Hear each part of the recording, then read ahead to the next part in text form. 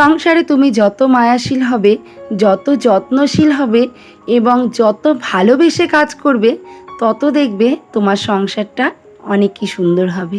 হোক না ঘর বেড়ার, হোক না ঘর মাটির, তাতে যদি ভালোবাসা, যত্ন, মায়া সব সমান সমান থাকে না, দেখবে রাজপ্রাসাদের থেকেও সেটা অনেক সুন্দর হয়ে যায়। কারণ কি জানো তো?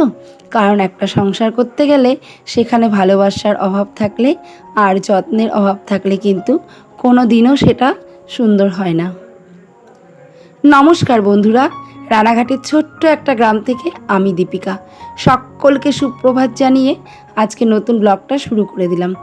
আর এটা হচ্ছে রবিবারের ব্লগ। মাঝখানে সোমবারে আমি ভিডিও দিতে পারিনি, কারণ প্রচণ্ড কাজের চাপ ছিল, টানাটা তোলার বাকি ছিল। তো টানাটা তুলতে গিয়ে আর কোনো ভিডিও এডিট করা হয়নি, এগুলো কিছুই করা হয়েছিল না। তো এই জন্য সোমবারে দিতে পারিনি, সেই ভিডিওটাই মঙ্গলবারে দিলাম। আর সকলকে আমার নতুন ব্লগে অনেক ভালোবাসা সমেত অনেক স্বাগতম রইল। তোমরা সবাই আমার পরিবারে আসো এবং আমাকে অনেক অনেক অনেক ভালোবাসা দাও। তোমাদের ভালোবাসা ছাড়া কিন্তু আমি কখনোই এগোতে পারবো না। রান্নাঘরের মোটামুটি অনেকগুলো জিনিসই বাড়ন্ত হয়ে গেছিল। রান্নাঘরের জিনিস শেষ হয়ে গেছে, ফুরিয়ে গেছে, এগুলো না বলতে নেই, তাই বাড়ন্ত হয়ে গেছে বললাম। কথাটা আমার মা আমাকে শিখিয়েছে যে কখনো ওর চাল, ডাল, তেল, নুন এগুলো বলতে নেই যে ফুরিয়ে গেছে, এগুলো বলতে হয় যে বাড়ন্ত হয়ে গেছে। তো 2 প্যাকেট তেল ঢেলে নিলাম, আর বাকি যে তেলগুলো ছিল সেগুলো যে সবসময় রান্নার তেল ঢালি ছোট শিশি, ওগুলোতে ঢেলে রাখবো। আর লবণটাও বাড়ন্ত হয়ে গেছিলো, লবণটাও ঢেলে নিলাম। এখন 1 গ্লাস ছাতুর শরবত করে নিচ্ছি, এটাকে আমি খেয়ে নেবো। আর জানো তো, ওই মাঠ থেকে আসার পর না খুবই খিদে পায়, আর কিছু একটু না খেলে না খুব ক্লান্ত লাগে শরীরটা। আর আজকে কিছু রান্নাবান্না শেয়ার করব না, কিন্তু দেখিয়ে দিচ্ছি কি কি রান্না করব আজকে। এখানে করব আলু দিয়ে রুই মাছের ঝোল, পটল ভাজা আর এই টমেটো দিয়ে টক ডাল। আর আজকে তোমরা টাইটেল আর থাম্বনেল দেখে বুঝেই গেছো রান্নাঘরের ভিডিও, তো ভিডিওটা আমি রান্নাঘরের থেকেই শুরু করলাম। আর মোটামুটি রান্নাবান্না সব কমপ্লিট আমার হয়ে গেছে। আর এখানে একটু রায়তা বানিয়ে নিলাম, এটা আমি খাবো। আর ওই ছাতুটাই খেয়েছিলাম, এখন একটু রায়তা খেয়ে ব্যাস লেগে পড়ব সংসারের কাজে, রান্নাঘরটা পরিষ্কারের কাজে। আর রায়তাটার মধ্যে আমি পেঁয়াজ টেয়াজ কিছু দিইনি, শুধুমাত্র শসা, টক দই আর একটু বিট নুন দিয়েছিলাম। আমার কাছে বেশ ভালোই লাগে, এটা নর্মালভাবে খেতে ভালো লাগে, যেমন হেলদি আর তেমন সুস্বাদু। আজকে যদিও রবিবার, কিন্তু আমার বিশ্রাম নেই, আমার বিরাম নেই।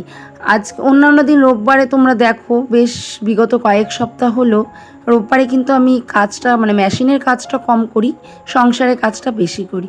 কিন্তু আজকে ওই যে টানা তুলবো কালকে, এই জন্য একটু বেশি করে বোনাতে হচ্ছে। আর যেহেতু ওই সপ্তাহটায় আমার একটু বেশি কাজ হয়নি, ওই সুতো টুতো কেটে গেছিলো, মেশিন নষ্ট হয়ে গেছিলো, এই জন্য কাজটা কম হয়েছিল। তো মেকআপ করার জন্য আজকে এই কাজটা করে নিলাম। আর এখন আমি লেগে পড়লাম রান্নাঘরের ডিপ ক্লিনিংয়ের কাজে। আর কাজ টাজ করে এখন কিন্তু বিকেল 4টের বেশি বাজে, জানো তো বন্ধুরা। এখন আমি লাগলাম ডিপ ক্লিনিংয়ের কাজে। তো রান্নাঘর তো বলতে আমার তেমন প্রপার রান্নাঘর নেই, তোমরা দেখোই যেখানে আমি কাজ করি ওই একটা টিনের ঘর, ওখানেই এক সাইডে গুছিয়ে নিয়েছি, ওখানেই কিন্তু আমি রান্নাঘরটা রান্নাটা সামলাই। আর বলো তো কি বন্ধুরা, এটা টিনের হোক ভাঙাচোরা হোক, এটা কিন্তু আমার কাছে অনেকটাই ভালোবাসার জায়গা আর অনেকটাই প্রিয় একটা জায়গা। বলো তো কেন? যখন আমি প্রথম এই বাড়িতে বিয়ে হয়ে আসলাম, তখন জানো তো আমার রান্না করার জন্য একটা ওপরে চাল পর্যন্ত ছিল না। ওই ফাঁকা জায়গায় রান্না করতাম, রোদ বৃষ্টি সব আমার মাথার উপর দিয়ে যেত। এমনও দিন গেছিল আমার মেয়ে তখন 7 মাস না 8 মাসের পেটে। একদিন খুব বৃষ্টি সহ বাজ পড়ছিল, সবাই তো যে যার মতো ঘরে দরজা দিয়ে বসে আছে, আর আমি তখন রান্না করছিলাম। আমি ওই অবস্থাতেও ওখানেই ভিজে ভিজে রান্না করছিলাম। তারপরে যাই হোক, রান্না করলে তো সব জিনিসপত্র ঘরে আনতে হয়, ওই ঘরে আনা নেওয়া করতে গিয়ে জানো তো পড়েও গেছিলাম। কিন্তু ওই দিনের অবস্থার থেকে আজকে একটু ভালো। কেমন ভালো? সেটা হচ্ছে আমার এখন ওপরে চাল আছে, চারিদিকে টিনের ছাউনি আছে। আর সত্যি বলতে সব কিছু তো ভেঙে চুরে বলা যায় না, তবে যতটা বললাম ভেবে নাও, বুঝে নাও যে সারাটা বছর আমার ওই বুকে জল আর মাথায় জল, মাথায় রোদ, এই নিয়েই কিন্তু আমাকে রান্না করতে হতো। অনেক বড় রান্নাঘর ছিল আমাদের ঘরে, টিনেরই ছিল, ওপরে টালি, কিন্তু সেখানে আমার ঢোকার কোনো অনুমতি ছিল না। তো সেক্ষেত্রে আমি রান্নাঘরে কোনো দিনও রান্না করতে পারিনি। সেই জায়গার থেকে এই জায়গায় এসেছি ভগবানের অশেষ কৃপা, এবং সবসময় ভগবানকে ডেকে যাই যেন ভালো একটা কিচেন আমি করতে পারি। গল্পে গল্পে দেখো আমার রান্নাঘরটাকে সাজিয়ে নিয়েছি। কেমন লাগছে বন্ধুরা? একটু কমেন্টস করে কিন্তু আমাকে বলো, তোমাদের কমেন্টসের অপেক্ষায় থাকি। জানো তো, ভিডিওতে তেমন ভিউ আসে না, কিন্তু প্রচুর পরিশ্রম করি একটা ভিডিওর জন্য। আর এই দেখে দেখো আমার এই মেশিনটা, আর এই মেশিনটা আছে বলেই কিন্তু আমি যাই হোক টুকটাক করে কাজ করে নিজের হাত খরচা, নিজের শখ ফুর্তি এগুলো কিন্তু মেটাতে পারছি। তো আমার এই ভাঙাচোরা রান্নাঘরটা কেমন লাগছে? আজকে পুরো একদম সব কিছু টেবিল ক্লথ সব ডিপ ক্লিন করে ফেলেছি, কৌটো কাটা যা ছিল সব পরিষ্কার করেছি, গুছিয়েও নিয়েছি। কেমন লাগছে বলো কিন্তু। আর এখন বাজে কটা জানো তো? এখন বাজে 6:45, আর আমি এখন স্নান করলাম। এখন মানে সমস্ত কাজকর্ম করে 6:45 বাজে, এখন স্নানটা করে উঠলাম। আর হিন্দু ধর্মের তো এটাই রীতি, স্নান করে সিঁদুর ছোঁয়া। এটা না করলে কিন্তু সব সাজই ইনকমপ্লিট। যতই সাজো না কেন, সিঁদুর না পড়লে সব সাজ কিন্তু আমাদের ইনকমপ্লিট হয়ে থাকে। শরীর আর দিচ্ছে না জানো তো বন্ধুরা, এত পরিশ্রম না মাঝে মাঝে মেনে নিতে পারি না। ওই সন্তান আর সংসারটাকে ভালোবাসি বলেই সব কিছু মুখ বুজে সহ্য করছি। মাঝে মাঝে তো বেঁচে থাকার ইচ্ছেটাই চলে যায়। কি করব, আবার জেগে উঠি সবার ভালোবাসায়। যেহেতু 6:45 সময় স্নান করেছি, এখন প্রায় 7টা বাজতে 5 মিনিট বাকি। তো সন্ধ্যাটা দিয়ে নিই। আর পায়ের তলা এত ব্যথা হয়েছে, গা হাত পা এত ব্যথা হয়েছে, আমার আর কোনো কিছু নড়ারই ক্ষমতা নেই জানো তো। একটুও ভালো লাগছে না শরীরটা। আবার রাতে রান্না আছে, তো ভাবলাম তাড়াতাড়ি করে সন্ধে আর পুজোটা দিয়ে দিই। এখন যদি একটু বিছানায় কাত হইতো, আর উঠতে পারবো না। তার জন্য আগে তাড়াতাড়ি করে সন্ধে আর পুজোটা দিয়ে গপুকে ঘুম পাড়িয়ে নিলাম।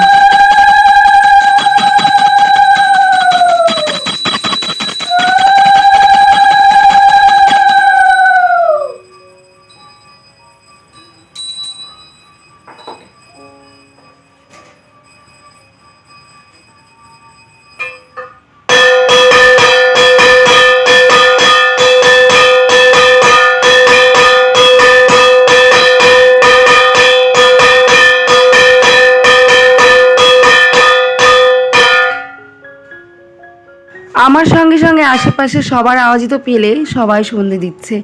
হ্যাঁ বন্ধুরা, এখন সন্ধেবেলা তো সবাই সন্ধে দিচ্ছে। আমারও সন্ধে পুজোটা দেওয়া হয়ে গেল। আর এই সন্ধে পুজোটা দিয়ে এখন একটু বিছানায় শোবো, একটু রেস্ট নেব। তারপর আবার ধরো রাত্রে রান্না আছে, রান্নাটাকেও আমাকে করতে হবে। আর তোমাদের দাদাভাইকে আজকে বাজারে পাঠিয়েছি, মানে আমাদের কালীনারায়ণপুরে হাট বসে, সেখানে সমস্ত চাষিরা আসে সবজি নিয়ে। আর ওই হাটে এই জন্য না সবজির দামটাও খুব কম হয়। তো দাদাভাই চলে এসেছে সবজি নিয়ে, আর আমি সমস্ত সবজিগুলো ফ্রিজে ঢুকিয়ে রাখছি। আর তা না হলে না সবজিগুলো একদম শুকিয়ে কাঠ হয়ে যায়। তো এই সঙ্গে সঙ্গে চলো বন্ধুরা, আমার ব্লগটি কেমন লাগলো অবশ্যই কমেন্ট করে জানিও। আর যদি ভালো লাগে একটা লাইক করো, আর যদি আরেকটু বেশি ভালো লাগে নতুন বন্ধু দেখে থাকলে চ্যানেলটাকে সাবস্ক্রাইব করে দিও। তো আজকের মতো এখানেই শেষ করছি। টাটা, গুড নাইট, দেখা হবে আবার কালকে ঠিক টাইম মতো।